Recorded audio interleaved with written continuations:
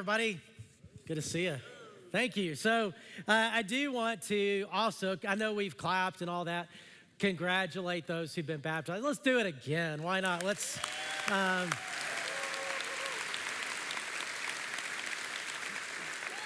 if you see somebody soggy next to you, give them a high five. And baptism is really the first step of obedience. When you begin to follow Jesus, it's the first thing he asks us to do.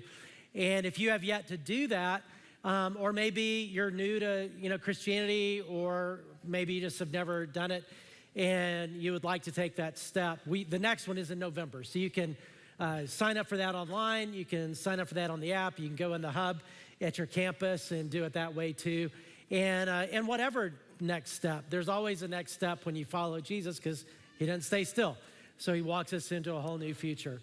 So today we are finishing the series we've been in called Navigating Us, on the key relationships in life that we need to flourish. And there's two kinds of relationships we've been talking about. So far, the whole series has been built around bonding relationships. Those are relationships that go deep with people that we have a lot in common with, and we need that. We need, we've been talking about how we take those relationships deep and looking at different ones. Also important, though, are bridging relationships. That's what we're going to talk about today. Bridging relationships are those that are broad. So if you think deep and wide, we need deep relationships and wide and broad relationships too. And bridging relationships are all about choosing to move toward people who are very different than us. And understanding that one of the reasons they're valuable is they're different than us, to enrich our perspective, enrich our lives, and grow a very different kind of community in church and out of church that will naturally happen, because you and I will not naturally do the bridging thing. We will naturally hang out with people who are the same, not those who are different, because it's comfortable. So we'll tend to hang out with people just the way our human nature works, or especially our sinful human nature even more, as we group up with people who maybe look like us, same culture as us, or same socioeconomics as us, vote like us, worship like us, whatever it is. We'll hang out with people like us, and then we'll look at people outside of our group, and kind of a we-they thing is we've got it kind of going on. We make sense, but they're not so much. They're kind of crazy out there. We either minimize or sometimes demonize or belittle or whatever, and that creates a polarized culture in which we live. And you can see the foolishness of it when you look at other people do it, not so much us. It makes sense to us. So let me give you an example, more of a lighthearted example. I remember growing up, I grew up in Alabama. Have I ever mentioned that?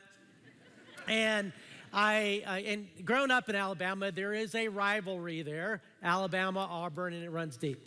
So I'm meeting my friend's great-grandmother. She's in her 90s. I was in high school. And after she got my name and my friend, introduced me, the first question she asks, being in Alabama, and this is a very, older, genteel, southern lady, she looked at me and she said, "Well, I just want to know, are you an Alabama fan or an Auburn fan?" Now in Alabama, you got to think, you got to be careful how you answer that question, because the rivalry is deeper than most people understand. Are you an Alabama fan or an Auburn fan? And I said, "Well, ma'am, I happen to be an Alabama fan," which is the right answer, because she lit up. And she said, "I knew it. I knew you were, because the second I saw you, I knew you were such a nice young man. I could tell." She said, "And I've lived over 90 years, and I have never once met an Auburn fan that was genuinely a nice person." And I objected. I said, well, ma'am, I know some friends who were, she said, well, she cut me off. She's like, "Well, good for you, but I have never met somebody like," now she was serious, just seriously ridiculous, right? And yet, when you look at a group like that, Alabama fan, really, and it doesn't make so much sense when we see other people do it, but when we do it in our little group, it makes a whole lot more sense, because we've got it figured out. We've got it going on. It especially creating that us and them and the polarization thing in our modern world is we have algorithms, search engines and social media that just keep reinforcing our little echo chambers that we live in and create how right we are, how great we are, how smart we are, how godly, whatever it is, and how crazy everybody else is out there. And what it creates is a very sick people and very sick culture. And we're seeing that. I mean, this week was a pretty harsh example of where this polarization thing leads, with somebody who was killed for their point of view, essentially. And I'm talking about Charlie Kirk, if you haven't heard about that. And he, you know, Charlie, very polarizing guy in our culture, right? And because even in our church, like, we've got the whole gamut politically, which I think we should. That's not what unites us. And so you may agree with somebody like Charlie Kirk or really disagree with Charlie Kirk or whatever. It doesn't matter. All of us should lament that could happen. That somebody would think they have the right or even the responsibility, even as unstable as they may be, but that's what happens when a culture gets out of control, is unstable people do unstable things and feel like, well, the best thing they can do is end somebody's life. Leaving a grieving widow and 2 little kids that'll never know their dad. And that's not the first one of these kind of ideological assassinations that have happened over the last couple of years with very different points of view represented. People have done the same thing. And you look at that and we feel that on a week like this and think, I mean, what's happening? Like, how can this happen? And how do we fix it? And how we fix it is not just starting there and saying, well, we need, to make sure there's security or whatever. Okay, maybe. But what fixes that in a culture is way, way, way back from there to say, okay, what is going on in a culture that is this polarized, that tends to demonize other people or minimize other people? And how do we confront that? Not just in other people, but in me, and maybe in you, in us.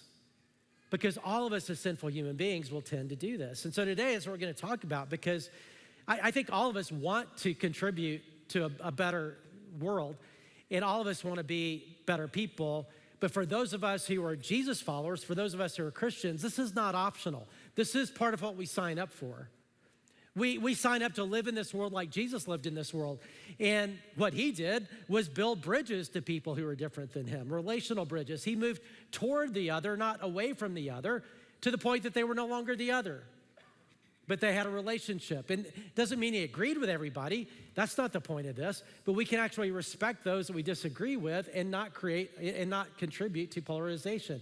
The way one person says it, and I love this, his name is Zan Holmes. He's spoken here a few times. He lives in California now, but in the civil rights era, Zan was like the leading African-American pastor in Dallas, and he just incredible person. And I love the way he talks about the way Jesus lived, because what he was talking about when he's talking about how Jesus turned walls into bridges, that when other people, we tend to put walls around us, Jesus refused to do that. He was a bridge builder. But here's this quote, as he says, if you want to build a bridge, all a bridge is a wall turned sideways. And that's what Jesus did. He took every wall and he turned it sideways, and he moved toward people across that bridge of relationship. And that's what Jesus calls us to do as well. In fact, that's in Ephesians 2, we're told what the gospel is, which is the good news of Jesus, that Jesus dying on the cross was not only so that mankind, people could be reconciled to God, but also that we could be reconciled to each other as human beings. And it talks about how the dividing walls would crumble. Walls turn into bridges as we form one new community in the church, a diverse unity. That's the one thing Jesus prayed for when he was on this planet for you, if you're a believer. If you're a Christian, he actually prayed for you when he was on the earth. And he may have prayed other things. The only one we know about is in John 17. And he prays for everybody who will come to believe in the message, that here's the one thing he prayed for, that we as a community would be one in such a way, have such surprising diverse unity, that a watching world a skeptical world would have to take a second look at the claim of Jesus, because where else does that happen? Diverse unity like that. People who would not normally be together but are together because of a common love for each other and love for God. So that's his vision for the church. Jesus' vision for the church is to be a community of difference. ENTS, different people, not sames. It's so important for the dream of Jesus for a church to be diverse and for us to live diverse lives. And as we live out, not only in the church, but as we live in this world, to live like Jesus and move toward the other. And today we're going to talk about how we can be those kind of people that we want to be. As we look at how God 2,000 years ago, when he launched the church, when he launched the Christian movement, had to confront this tendency with early Christian leaders like Peter that we'll focus on today. Peter, one of his disciples that becomes the first big leader of the church in the very beginning of it, as it starts in Jerusalem. And Jesus' dream for the church was to be a community not just of Jewish Christians, but of Christians from all over the world, all cultures of the world, Gentiles, which is the Bible way of saying races other than Judaism. But here's the rub. So Christianity comes out of Judaism, Jesus, the Jewish Messiah, because God had set aside in the Old Testament, he chose Israel to be the light to the nations. Meaning their job was to be his people that would demonstrate to the nations that he created, that he loved, that yes, I am here and I want to know you, and there's a way to do that. And that was their job, was to serve the nations. They were chosen, but for the nations. But by the time Jesus came on the planet, they got the chosen part, but the whole reach the nations part, not so much, because they hated the Gentiles. They had come to believe that Gentiles were sinful and contaminating. They had cooties, spiritual cooties. And they would rub off on you. And therefore, they were not allowed to, they were taught, good Jewish people at the time were taught not to, you couldn't eat with a Gentile because you'd be contaminated spiritually. You would never go into the home of a Gentile or allow them in that you would never do that because they're dirty, they're unclean spiritually. And so that's why when Jesus comes on the planet, he doesn't do that at all. And that's why the religious people, one of the reasons they didn't like Jesus, because Jesus didn't play by those rules, because those aren't godly rules. That's not even the Old Testament. They were supposed to be a light to the Gentiles. So Jesus went into the homes of Gentiles, and he hung out with Gentiles, and he made friends with and all of that. But the early church, you would think that would rub off on them. But when Jesus ascends to heaven, gives the mission to his followers that formed the first church there in Jerusalem, the mission was to take the good news of Jesus, how God wants to know everybody and be reconciled and how they can know him, to the world. And God meant world of Gentiles as well as Jews, everybody. But what they heard, because of the way they grew up, and this stuff runs deep, is, we're supposed to go around the world and find other Jewish people and tell them about Jesus, but not Gentiles, because God wouldn't be interested in Gentiles. So it's really messed up. And God had to fix that. God had to change that. And the way he does that, starting with Peter, the first big leader of the church that we're going to see, is the same thing we can learn so that we can be more like Jesus in our world too and resist a polarized world or contributing to that. So we'll jump into the story. It's a really cool story in Acts chapter 10. And it all revolves around this guy named Cornelius. And Cornelius was a interesting guy. Here's the first thing it said about him. In Caesarea, there lived a Roman army officer named Cornelius, who was a captain of the Italian regiment.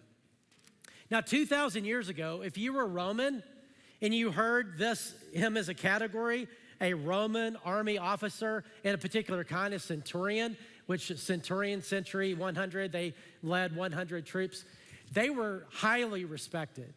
So if you were a Roman citizen and you heard Roman centurion, you'd be like, oh man, that's awesome. But if you were like Peter, who grew up in Israel as a Jewish person at the time, well, the Romans had conquered your nation and they were occupying your nation.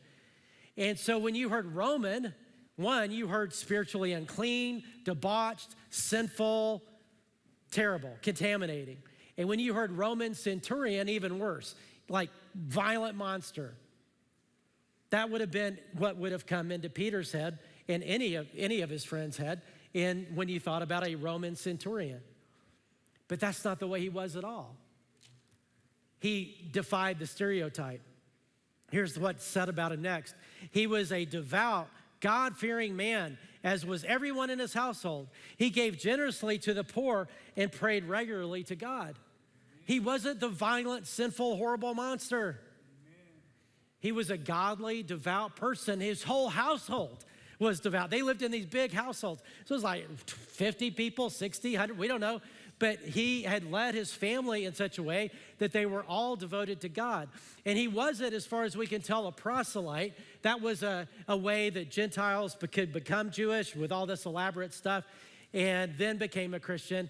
He didn't know about Jesus yet. Somehow I think God worked in his life, and he was a Gentile seeker who was worshiping God and was more devout than 99.999% of Peter's friends growing up. Because he was prayerful and he was generous. In fact, the word translated that's talked about him being prayerful, he was crazy prayerful. Like, it's easy to say, you hear somebody, oh man, this happened, I'll pray for you, and then you hope you remember it. This was a guy that remembered it. He was devout, godly, and it shows how dangerous stereotypes are and how unfair they can be. But we all naturally do that. It's a shortcut that we shouldn't make, but we do. In relationships, we hear about a category. We figured we got them figured out. Let's play with that a little bit. I've already mentioned one category, and I want you, when I say this category, I want you to you don't have to say it out loud because you'll hurt my feelings. I'm in the category. So just think about what it would be. Alabama football fan. What comes into your mind? Redneck. So you did say it out loud. And, but redneck, and I'll claim that, but yeah, redneck. Maybe you picture them with a mullet. Maybe they've, got one of those shirts where the sleeves are cut out. The girl next to them is his wife, but could also be his sister, right? And that's not true. Cousin maybe, but we don't do that either. I don't think. I don't know, right? But you have this stereotype. You could do the same thing with another category I'm in, pastor. Imagine if you said, hey, somebody says, hey, I want you to go to lunch. My pastor is coming. And you don't know, you'd be like, oh, great, right? You'd be like, that's going to be fun, right? Because everybody's that's a category. But most of the time, stereotypes, there might be some truth here and there, but generally they're unfair and untrue. Because once you get to know somebody, you're like, oh, well, you're not that way at all. Certainly Cornelius was in that mode. He did not fit any stereotype that anybody had, and therefore perfect person for God to use to challenge what needed to happen in the church and in Peter's life. And so here's the story. So Cornelius, this God-fearing Roman centurion, is doing what he does. He was praying. And his pattern, his practice was to pray certain times during the day. And so at one of those times during the day, he's praying. And as he's praying, God gives him a vision. And it's a vision of an angel who talks to him. And now he doesn't know about Jesus yet. This is how he's going to find out about Jesus. And that's why God interacts with him. And the angel in the vision says, your prayers and gifts to the poor have been received by God as an offering. Meaning God has listened to you. And that's why the vision is there. Now send some men to Joppa and summon a man named Simon Peter. He is staying with Simon, a tanner, who lives near the seashore. Simon evidently owned a tanning salon or something. I don't know. I'm kidding, but. So he said, hey, you go get him. He's staying at this house and all that. That's about 35 miles away. So he dispatches these 3 guys to go get Simon Peter. He doesn't know who that is, but that's what God told him to do. So they're on their way. While they're on their way, God now has to get Peter ready to even want to go with them and toward a Gentile, toward a centurion, because he wouldn't otherwise. So Peter is there at this guy's house in Joppa. We're told it's noon, and Peter's hungry because the food's still being prepared. And in that culture, they would eat at 10 o'clock in the morning and then 4 or 5 o'clock. And so he's hungry. He's 2 hours overdue. And he is hungry, decides to go up on the roof to wait. And it says he falls into a trance, which I don't know if you've ever been that hungry, where you fall into a trance, but he fell into a trance. And in that trance, he sees a vision. Now, the vision is a dramatic one. This tarp comes down from heaven, and on that tarp are animals, and they're animals that people would eat, like pigs, and you'd make bacon, pork, or whatever. There's shellfish like lobster and crab and whatever, all these things. And these are specific things because all the things that are coming down, these animals that some people eat, Peter would never have eaten because he would have grown up in Judaism being taught that they were against the Old Testament law. And so you would never eat that because that too would make you contaminated spiritually. They were unclean, and so you would not eat this stuff that was on the tarp. So that all those animals come down, and then this voice says, "Get up, Peter, kill and eat them." "No, Lord," Peter declared. "I've never eaten anything that our Jewish laws have declared impure and unclean." He's like, "No, Lord, I would never do that." Now, if you put pork in front of me, like pulled pork sandwich, I'd get some Alabama white sauce, go to town, and in fact, I'd love to do that right now. That would be awesome. But for Peter, "Oh, no, Lord, I would never do that." And then the voice spoke again. "Do not call something unclean if God has made it clean." Amen. A better way to translate it in the sense of the verb tense is stop calling unclean what God has made clean. Stop calling unclean. This is repeated 3 times. This whole little episode, 3 times, and 3 times the punchline, stop calling unclean what God has called clean. Amen. Now, is it about food? Yes, it is about food, but it's also about people, and that's what we're gonna see. That's the real point of the story. And I will say, by the way, sometimes people talk about, hey, you shouldn't eat, like they'll do a diet and they'll call it a biblical diet, and they'll apply the Old Testament food laws, and so you don't eat these things because you're not supposed to, and because it's biblical. And I'll just say this, you can eat or not eat anything you want, and I'm all for you. Just don't call it biblical, because we're not under the Old Testament food laws anymore. So you don't have to guilt yourself or guilt somebody else who is gonna eat something you don't wanna eat. Just do what you want, we're not under the Jewish food laws, okay? But the point of this isn't really food, it's about people, and we're gonna see that, because that's the rest of the story. So Peter kind of is groggy. He comes out of this trance. God tells him, hey, in a little bit, be some people that are gonna come get you, and you're not gonna wanna go, but go anyway without hesitation. And Peter's like, okay. So then he hears a knock at the door. Goes down to the door. There's 3 Gentile dudes there at his doorstep. They start telling this story about Cornelius, and he's the guy that we serve, and we're supposed to come. He saw this vision of God or something. We're supposed to come get you. And Peter's like, yeah, I know who you are, and I'm gonna come.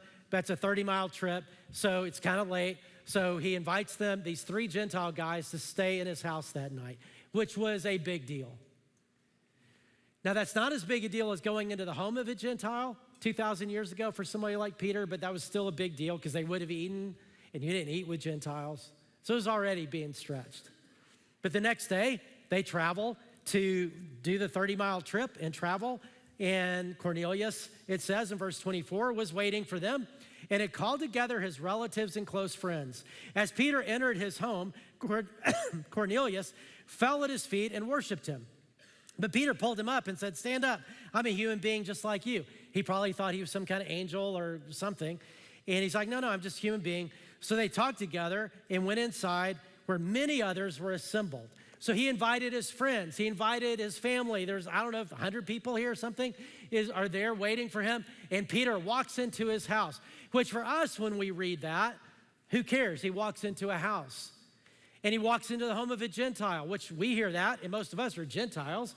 And so why would that be a problem? But 2,000 years ago, if you read that, and especially if you were a Jewish Christian or a Jewish person, you would be like shocked. It'd be like, oh, he didn't, but he did. He crossed the threshold into that Gentile home, which was history making. He had never done that before. Christian leaders, they should have, but they'd never done that before. This was a big deal. Such a big deal, he feels obligated to talk about it. He said, when he went into the house, it says, Peter told them, you know it is against our laws for a Jewish man to enter a Gentile home like this or to associate with you. But God has shown me that I should no longer think of anyone as impure or unclean. So I came without objection as soon as I was sent for. He's patting himself in the back. Now tell me why you sent for me.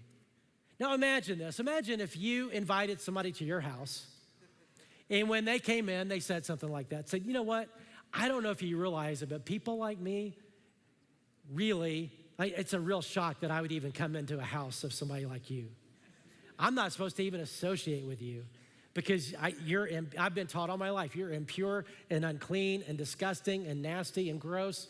And I came anyway because God told me to. I mean, I think I would say, well, thank you. You don't have to be here. In fact, don't let the door hit you where the good Lord split you. See you later,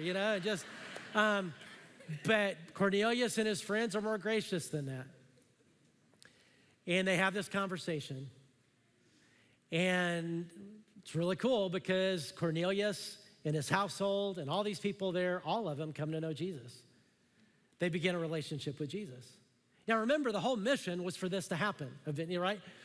But these are, as far as we know, the first Gentiles, not proselytes, not converts to Judaism, the first Gentiles that come to know Jesus, which is great. It's like, man, that's awesome. 100 people, it's great. However, this is almost 10 years into the story of the church. This is almost 10 years. And the church has been exclusively Jewish Christian because of the polarization and all the stuff that we're talking about, because they couldn't imagine that Gentiles would be what God would be interested in. 10 years. And when I think of that, one, I think of God's patience, but two, I think, wow, how messed up is that? Because again, it's easy to look at how somebody else does this, like Peter and those early Christians did for the first 10 years of the church, and think, man, that is messed up. And it is, except I do it too. Not the same thing, but the same tendency. We all do. It's part of sinful human nature. We group up with people that are like us.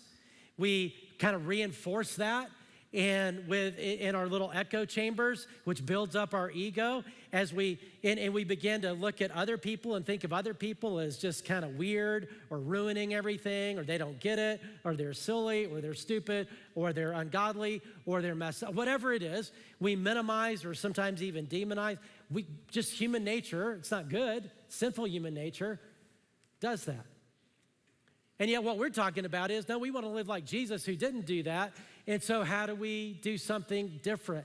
And what the Peter story shows us, it's not complicated. It's not hard to understand, but it is hard to do. It's one of those things that's simple, not easy. And here it is. So you push through discomfort and build a bridge of relationship with those who are different than you. You get out of your little circle and you move towards somebody who's different than you. With a relationship. Again, that's not hard to understand. It's like, okay, but most of us won't do it on our own because it's just easier to be comfortable. That's the push through discomfort thing. It would have been so hard for Peter to push through this particular discomfort, to go into the home of a Gentile, to eat with Gentiles. He'd been taught all his life that you don't do that. And he did. He pushed through it. Same with us. I mean, just think about your street. My guess is your street has a number of families on it from your own kind of tribe and culture and all that, and others who are not, who are we live in a diverse area. Thank God we do, because it makes a wonderful thing. But it's easy, right, just to pursue the person who looks like us, or in the same culture as us, or the same whatever as us. Or, like I said, who votes like us, or who worships like us. We just will tend to hang around, and it's hard to push through that discomfort to somebody who's not like us. And Peter did. But he didn't just push through it initially. He also, we're talking about developing a friendship, developing a relationship, because that's where the real stuff happens, is in relationship. And Peter did. I mean, we know that because Peter is asked by Cornelius to stay for a few days. And he does. And so for a few days, Peter stays there, 4 or 5 days, and they hang out. And what would have happened? Well, they would have eaten a lot of meals together. They would have had a lot of conversations together. They would have prayed together. They would have probably gone on walks together. They would have laughed together. Friendship happened. And we know it becomes significant for Peter because he talks about this multiple times in his life, this particular event, how life-changing it was for him. And because once he got to know Cornelius, realized, man, everything I thought about people like you, it's not true. And here's the thing about relationships. They're so powerful. Relationships shatter stereotypes. Right? If you don't know somebody, it's easy to keep a stereotype. But until you develop a friendship with somebody, then you realize, oh, wow, you're not as crazy as I thought. You know?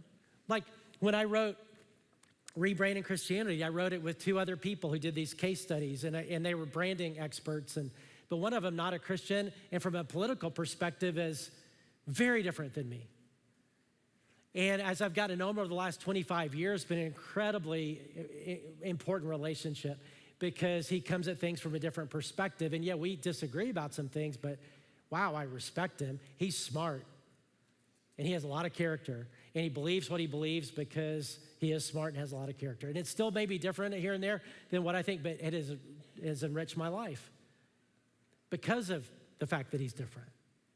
Or one more example, this is more of a theological thing, because in Christianity, we have different tribes and all these denominations and different flavors of Christianity, right? And we're all from different tribes and flavors of Christianity. A church like Chase Oaks, what unites us, one of our DNA statements is we don't sweat the small stuff. So we unite around big stuff, like love for God, love for people, Jesus, you know, but we all come from all these different, where good people disagree from Christian traditions and tribes and all that. And so one of those is in the like charismatic thing, if you've heard of that.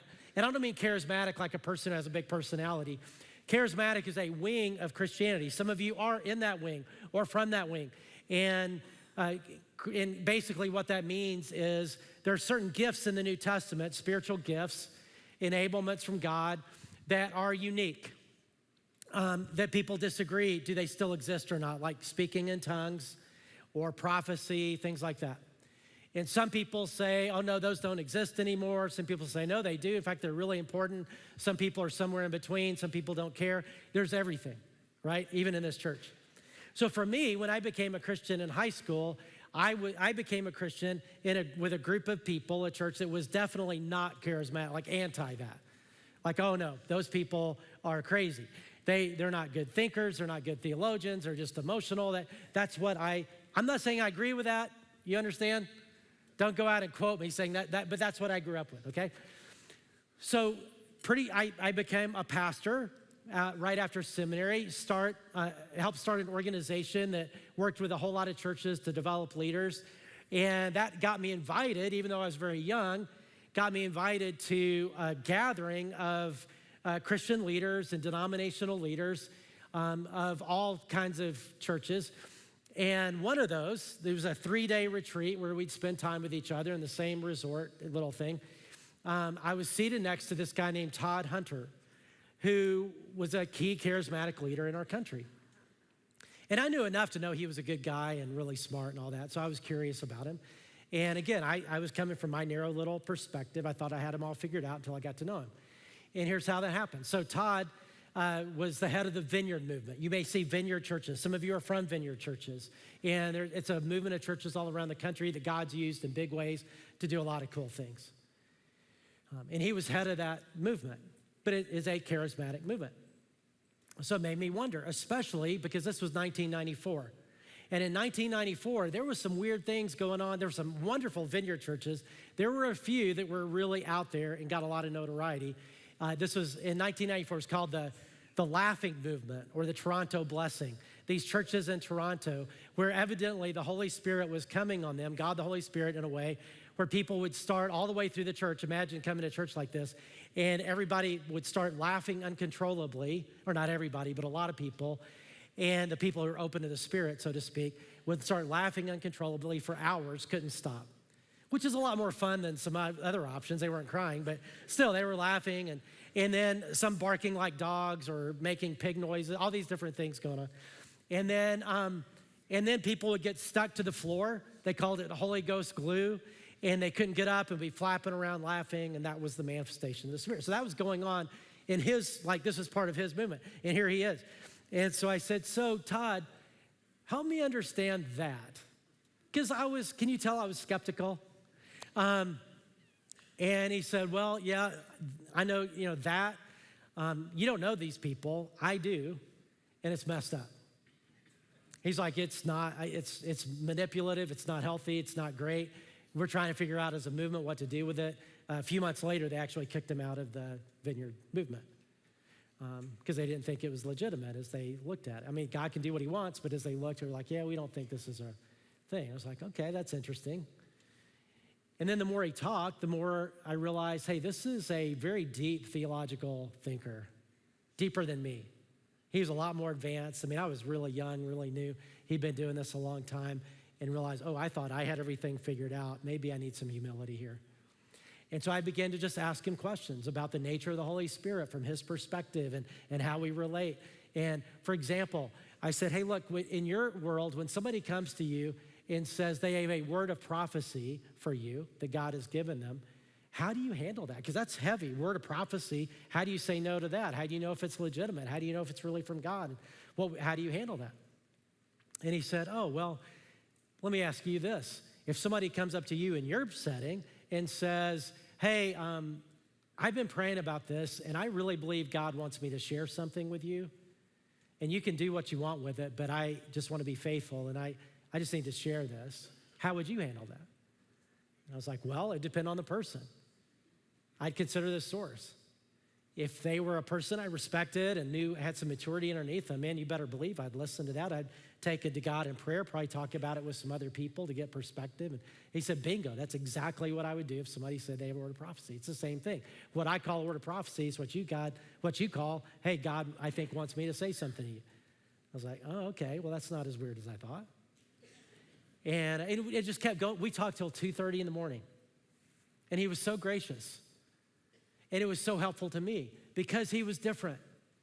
It helped me appreciate something, how to relate to God in a way that I wasn't and needed to. And we still didn't agree about a lot of things, but that doesn't matter.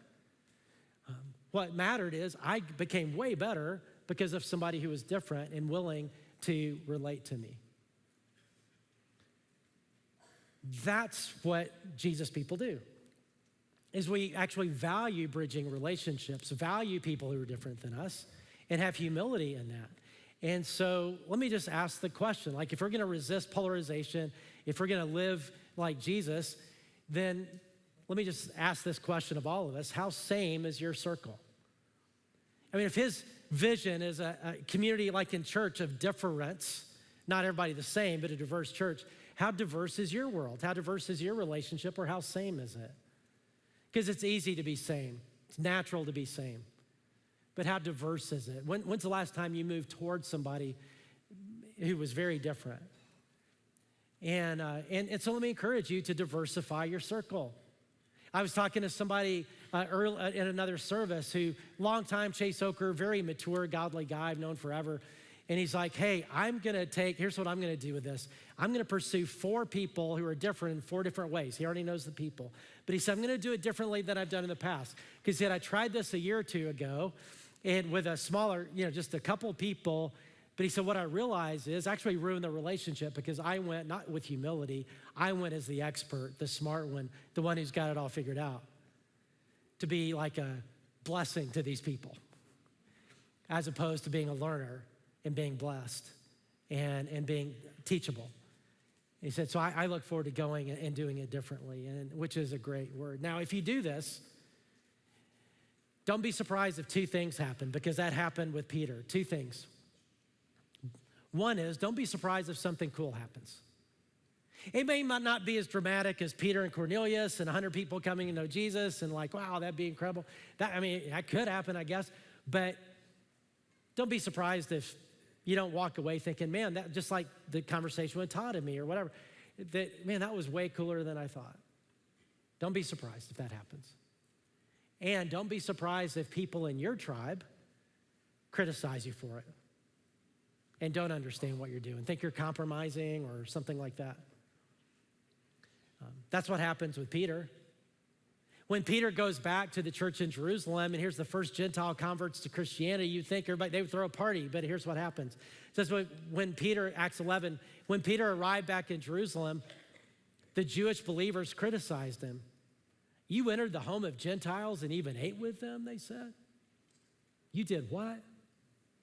They weren't celebrating. They were criticizing because they didn't understand. And don't be surprised. In fact, if you never get criticized, then it may be you're not living like Jesus. And so what would it look like for us to say, no, I'm going to resist the polarization of my world. I'm going to resist the tendency just to hang out with people who are just like me and turn walls into bridges and to pursue people who are different. Doesn't mean I'm going to agree or whatever. Hold on to, you can have a point of view and all, that's not what this is about. But be open, be teachable, be godly, And so we're going to go to God with this. I'm going to ask you in prayer, just say, okay, God, what does this mean for me? Who could I move towards? And as we do, I also want you to consider this, that Jesus is the ultimate bridge builder. Jesus came from heaven to earth to make it possible. He came despite our differences. He came to us in our sin to make it possible at great cost to himself. He dies on the cross for the sins of the world to take the penalty for sin so that he could turn a wall, the wall of our sin, and make a bridge by his grace. And the way we begin a relationship with God is simply by saying yes to him, and his invitation is follow me. Just come as you are. Just come on, follow me into a new life. And you may have yet to begin a relationship with Jesus, and this would be the perfect time to do that because he built a bridge so that you could. Let's bow our heads together in prayer.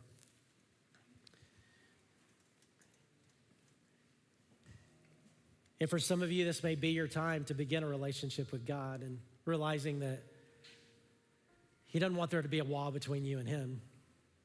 He came to make a bridge. And the way we begin a relationship with God is by grace, his work on our behalf, not us trying to be good enough and crawl over the wall. We can't. He shattered it. You just say, yes, I want to know you. I want to follow you. And that's what it means to begin a relationship with God. And then for all of us, just consider. Just ask God right now, God, who could I move toward that's a bridging relationship with somebody who's different? With love, with humility, with honor, with respect. God, would you help me resist same? As important as those relationships are, and live a life that's way more diverse than that. Lord, thank you for your patience with us, and thank you for always calling us to live bigger. In Jesus' name, amen. Wow, what an invitation, especially in a time like this in our society, to be bridge builders and break down those walls, one life at a time, one relationship at a time. What a cool, relevant message, Jeff. Thank you so much for bringing it to us. Hey, if you need prayer, our loving care team will be along this wall. We'd love to pray for you. If you're new, come on out to the hub. We have a cool gift for you. If you want to say hi to Jeff, he's hanging out here in the front. Otherwise, God bless you guys. Have a great rest of your weekend, and we'll see you next time.